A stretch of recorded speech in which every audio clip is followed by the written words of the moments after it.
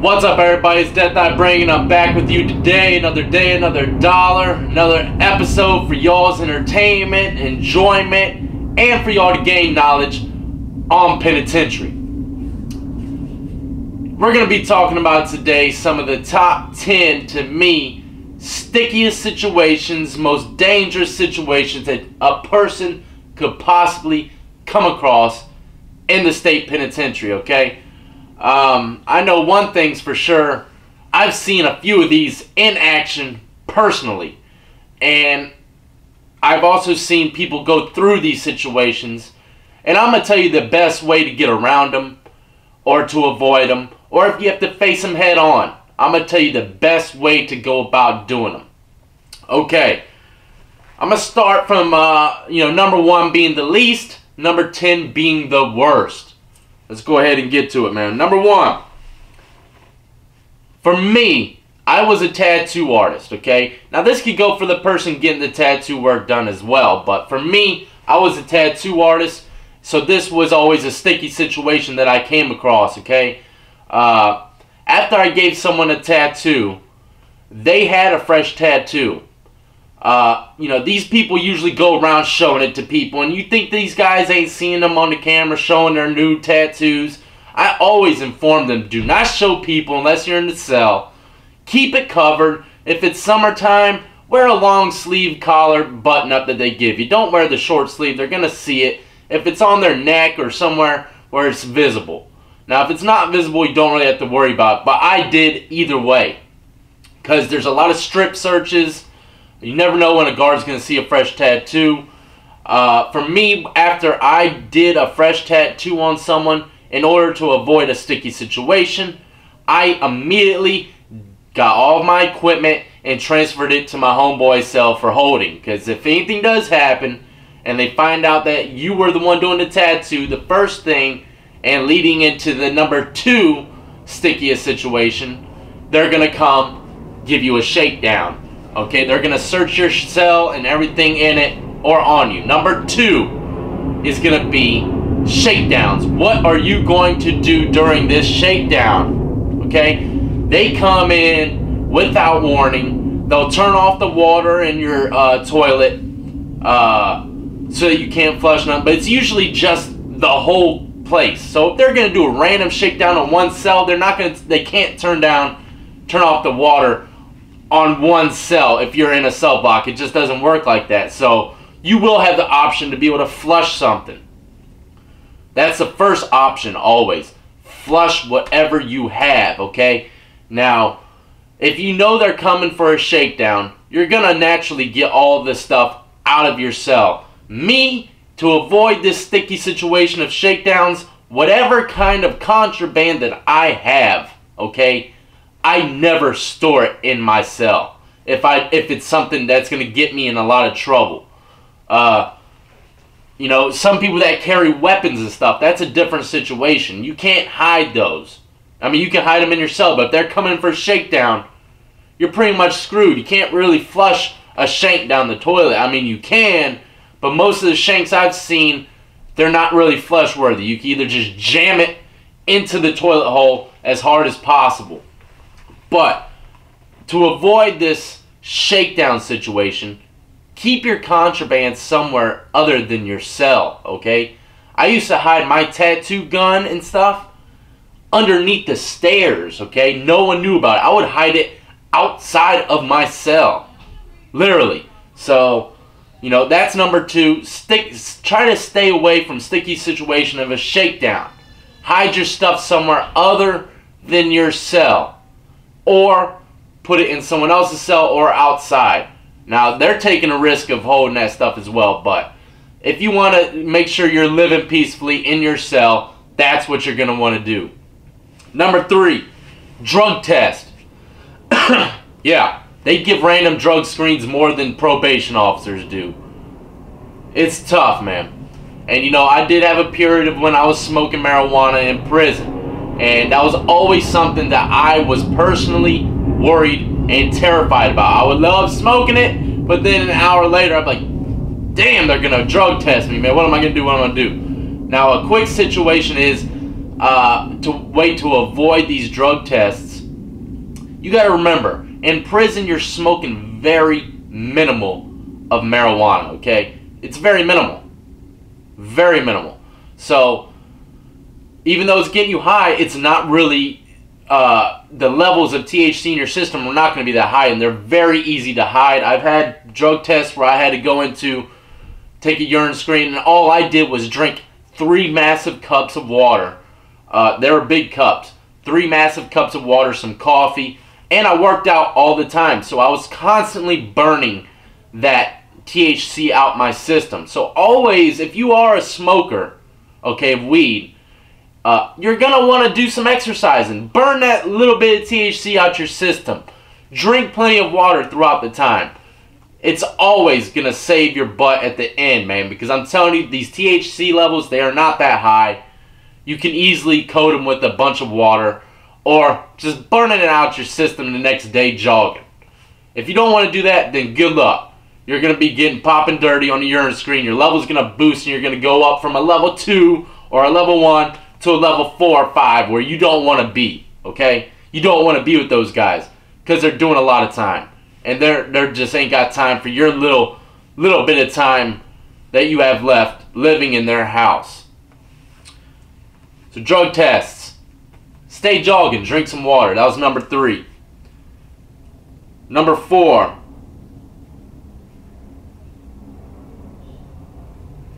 Okay, number 4. You want someone. You got someone.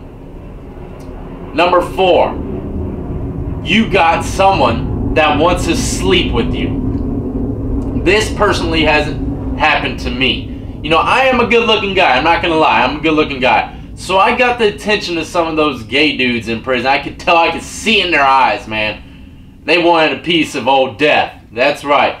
That ain't happening, Stick. That definitely ain't happening. I mean, most of the time they're not going to try. It's usually, I've seen gay guys that are grooming people, young guys, to eventually have sex with them. Now, this is what I'm talking about. If a guy comes on you and he's constantly hitting and harassing you every single day, okay, hitting on you, harassing you, trying to give you stuff, look, man, the best way to tell him, for me, I think the best thing to tell this guy, if you know that he's trying to sleep with you or have sex, either you can do one or two things. You can fight him, which you probably don't want to do because most of the gay guys I see in prison bench press 700 pounds. You can either fight them, you could write a note to the police and get out the block, but usually they send note to that block wherever you go to, and they'll have someone trying to find you in there too. Or you can just tell the dude you got HIV, man. Plain and simple. I don't think he's gonna want to tap them old Judy cakes no more after he finds out or knows that you got HIV. All right, trust me, that's a good tactic. I've never used it, but I know it would work. So number 4, sticky situations. Stay away from those. Try to get away from those guys that are harassing you or grooming you to sleep with them, man. And that does happen all the time. Not so much of the rape, but they will try to persuade you in the long run. All they got is time. They will milk you until you finally break and you give up those cakes, man. That's just how it is. So be aware. Number 5. Sorry, I'm reading down the list. Alright, number 5 is a tricky one. This I have personally went through in my lifetime, okay? Someone says you saw something that you shouldn't have seen. I have done that, okay? I saw something I shouldn't have seen. I saw guys hiding shanks, burying them in the ground. I've seen guys beat someone up in the shower right next to me as I'm showering. The best thing to do, if you happen to see something like that, and they see that you saw that, turn your head quickly and walk away, fast. If they happen to come up to you, you know, there's nothing really you can do. I mean, you can't. Either they're going to do something to make sure that you don't say nothing, or they might threaten you, or you can give them assurance saying, hey man, I am not going to say nothing. I give you my word on my children. I will not say nothing. I promise you. And usually that works. As long as they put enough fear in you and they can sense fear in you that you are not going to say nothing about what you've seen, they'll let you live. They'll let you carry on, but they'll be watching you. They'll make sure, don't go talking to the police after you saw something like that, because even if you're just asking the guard for a request form, these guys are going to think that you might be saying something about them. Always stay away from the police as much as possible. Give it time to die off after what you've seen. Let it die down, and then you can start, mingling with the cops and trying to get your request form sent out or get a new mattress. But until then, stay away from the cops. Let the heat die down and make sure they know you are not talking to the police. Don't be writing no notes or request forms or nothing out your cell, because they'll be watching you. Number 5, if someone saw you do something or you saw someone do something. Number 6, this one, man, yeah, this one's real, okay?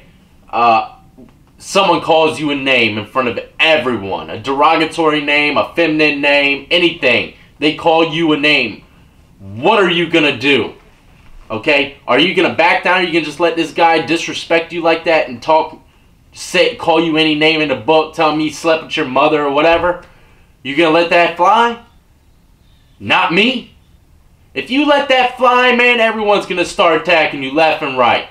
Not physically, mentally. And you are going to look like a female in there, and they are going to have no respect for you whatsoever. I don't care if you're a pint-sized dude, okay? And the biggest dude in the block said it. Bro, get out there and try to rumble him. He ain't going to kill you. You're going to catch some wreck, okay? I mean, of course, if he's gigantic. I mean, most guys would understand, hey, I wouldn't even say nothing back to him, So, these guys, but if y'all guys are on pretty much the same weight scale and y'all can fight, if someone calls you some kind of name, hey, put on your freaking shoes and get ready to rumble. That's all I can say. Bob and weave and cover that nose, because you better rumble or else everyone's going to think you're soft as cotton. And you do not want that in a hard penitentiary. You don't want no one thinking you're soft. Number 5, someone talks crap to you. Number 6, someone talks crap to you. You better fix it really quick. Mark my words, okay? And that has happened to me. Someone has called me names before, and you know what? I didn't say nothing to him right then, but I walked up to him later on in a good, secure area. I went to act like I was talking to him, and then, bah! That's what they get. They should have known it was coming. Anyway, number 6, don't let nobody walk all over you or call you any kind of name that is really disrespectful. Number 7, debt. Yeah, this is a very serious situation, okay? Let's say you're a gambler like me, and I have became in debt before. That's why I'm saying it's so dangerous. Usually, gamblers, when they run out of money, they go to the store box and they borrow money from this guy, and you become in debt to them.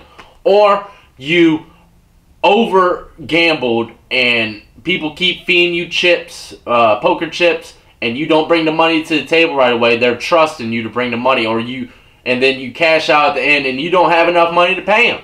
You're in debt, okay? There's many ways to gain debt in prison. The only good thing about this situation is you debtors, the people that put out the money, they usually give you plenty of time to pay that debt back. They'll usually gain interest on you too. They don't want you leaving. So they will make sure that you don't leave. They won't press on you too hard. And they'll just constantly remind you, tell you the interest is building. You'll probably pay them little things here and there to satisfy the debt. But eventually, if you aren't paying this debt at all or acknowledging any fact of the matter to this guy that you owe, bro, that's trouble, okay? That's trouble. Store-box guys do not like to get into trouble, okay? Because for the simple fact they got a business going. So what are they going to do? They're going to send their goons at you, man. And there's going to be so many goons hitting up on you you ain't gonna know if it was a foot, a fist, or elbow hitting you, okay? You're just gonna be balled up, hoping they don't freaking break your kidneys and you're pissing blood all over yourself. That's just what it is. Pay your debts or don't get in debt at all. Don't gamble if you ain't got the money. Stay out of that sticky situation. Number 7, stay away from debts. Number 8, what are you gonna do? And I've been in this situation as well. What are you gonna do if a cop wants to fight you? If a guard is getting up in your grill, pushing you, and takes off his equipment, pulls you to the side room where no one can see anything, and says, do something. Let's fight. Let's fight, punk. What you gonna do? I'm not gonna say nothing. What are you gonna do? I'm taking off my stuff right now. I want a one-on-one fight with you. What are you gonna do? Man, I'm gonna tell you straight up.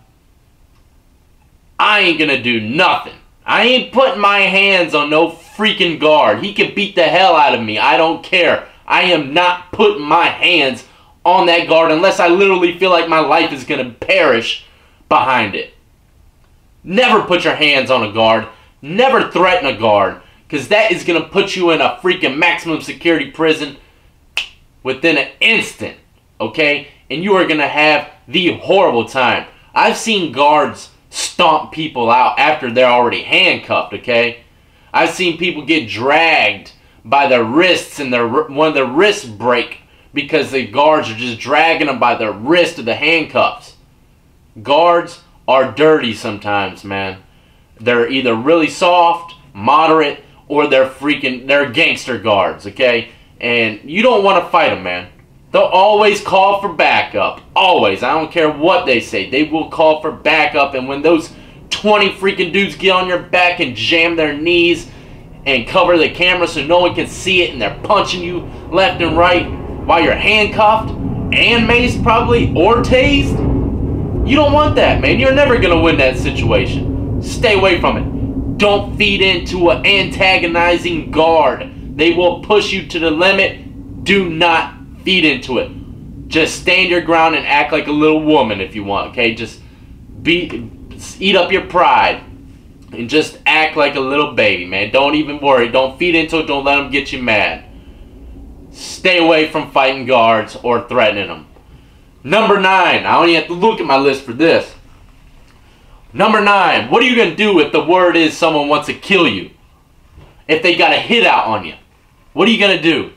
Well, first of all, you're either going to tell the police because you're terrified for your life and they're going to take you out the block. But I'm telling you that never works, because usually the people that want to kill you have goons in other blocks and they send kites to them.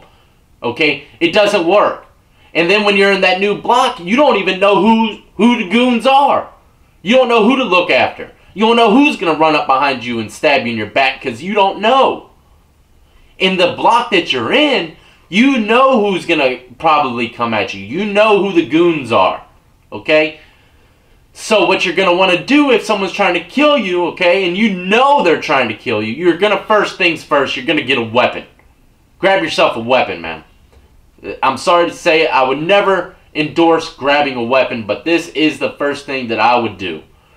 You're going to stay away from populated areas like crowded chow hall areas or crowded stairwell cases where you're side by side with people and you don't know if someone stabs you. The camera ain't going to tell who it was because there's so many people packed beside you, and that happens all the time. Stay away from going into your cell while the cell doors are open, because if you're inside your cell and the cell doors are open, anyone can come in, trap you in there, shank you up, and walk out, okay, with masks on their face, and then go outside into population and spread out. Eventually, those guys will probably get caught. They'll think that they won't get caught, but they will. But you're sitting in the cell leaking from your throat and freaking jugular popping out blood. There ain't no way for you to scream for help, and you're dying, okay? That's how it is. Stay out of populated areas. Stay out of your cell. Grab a weapon. Try to talk to someone. If you really can't do any of this stuff, man, you need to tell the police. Straight up, you need to tell them, look, man, I am in some big trouble. People are going to kill me, and that's a fact. I need to get off of this compound immediately. If they say they don't want to get you off the compound, what do? What do you do to get off that compound? Threaten the police. Threaten a sergeant. Threaten a major. Tell them you'll kill him. They will ship you off that compound instantly. Okay? I was shipped off a compound for threatening a CO one time, and I didn't even threaten him. I really honestly didn't. All he did was tell his supervisor that I threatened him. When he took my words out of context and they shipped me off that compound. So always remember, man. First things first, if you don't want to leave that compound, you better get your homeboys to help you watch your back. Stay out of cells. Stay out of populated areas. Grab a weapon. Put body armor on. Watch my video on how to make prison body armor. That's the best way. But it's honestly, if there's a hit out on you, I don't think there's anything you can do about it. They're probably going to get to you if you don't leave that compound. Now, number 10.